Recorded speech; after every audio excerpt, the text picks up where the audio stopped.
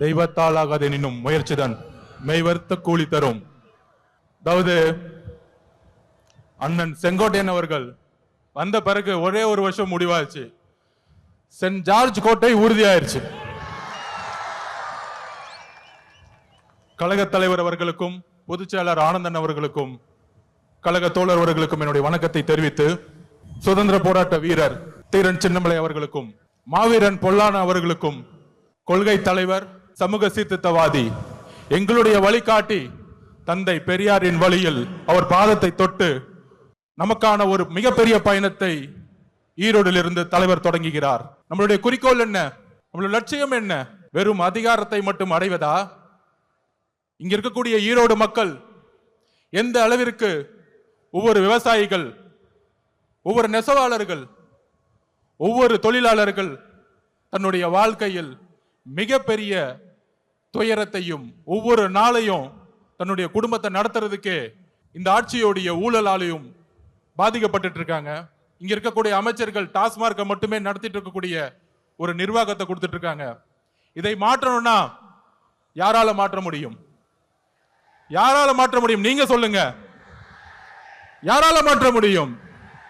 தளபதி விஜய் அவர்களால மாற்ற முடியும். எந்த கட்சியால மாற்ற முடியும்? டிவிகே. இன்றைக்கு இருக்கக்கூடிய ஒரே நம்பிக்கை டிவிகே தான். அப்ப அது ரீசெண்டா ஒரு மாநாடு, இளைஞர் மாநாடு மாதிரி நடத்தினாங்க. எப்படி?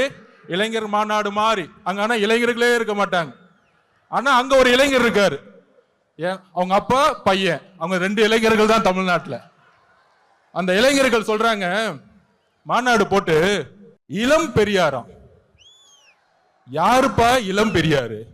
பெரியாரோட வரலாறு தெரியுமா? பெரியார் ஸ்பெல்லிங் படிக்க தெரியுமா உனக்கு? மழையில படிக்க கொடுத்தா?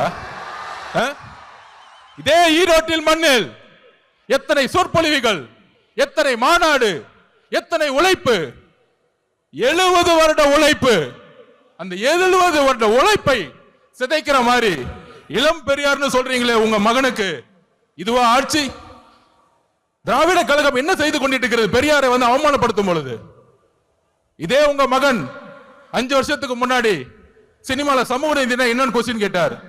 சமூக நீதி தெரியாதவர் இளம் பெரியாரா? யாருங்க இங்க இளம் பெரியார்? மக்கள் கிட்ட நம்ம கேட்கிறோம், யாரு இங்க இளம் பெரியார்? நீங்க சொல்லுங்க, யாருங்க இளம் பெரியார்? பெரியார் அவர்களுக்கு முன்பு ஒரு தலைவர் இன்னும் உருவாகவில்லை, எதிர்காலத்திலும் உருவாக்கப்பட முடியாது.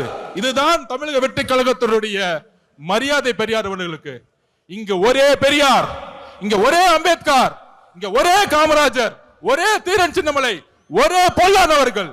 இந்த தலைவர்களை நீங்கள் அசிங்கப்படுத்தினால் தமிழக வெற்றி கழகம் மிகப்பெரிய போராட்டத்தை உருவாக்கும்.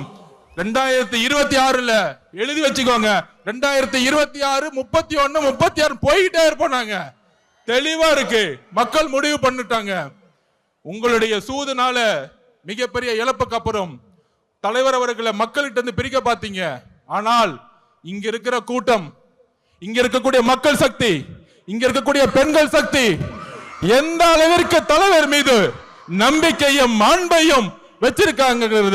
இந்த கூட்டம் இல்ல, இந்த மக்கள் கூட்டத்துடைய எழுச்சி இந்த ஆட்சியாளர்களை துரத்தக்கூடிய ஒரு எலெக்ஷனா இருக்குங்கிறத பதிவு பண்ணிது. தலைவர் அவர்களுடைய பேச்ச நீங்க மட்டுமல்ல, ஒட்டுமொத்த தமிழகம் கேட்கறது ரெடியா இருக்கு. கேட்கலாமா? நன்றி, வணக்கம்.